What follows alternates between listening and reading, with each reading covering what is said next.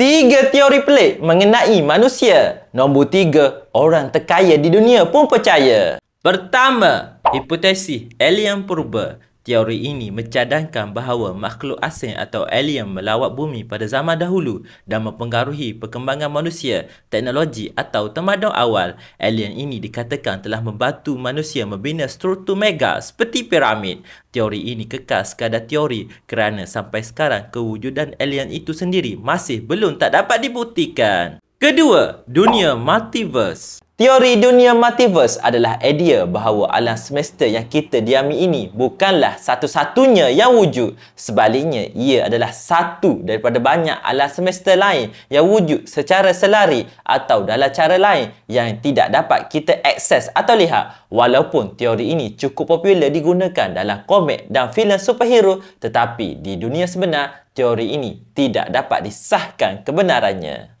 Ketiga, simulasi. Teori ini mencadangkan bahawa realiti yang kita alami sekarang ini sebenarnya simulasi komputer yang canggih yang dijalankan oleh tamadun masa depan atau entiti lain seperti alien. Ramai bijak pandai mempercayai teori ini, termasuklah orang terkaya di dunia iaitu Elon Musk. Hakikatnya, teori ini seperti fikiran pelik yang datang bila anda terhisap benda-benda pelik. Ha ha ha.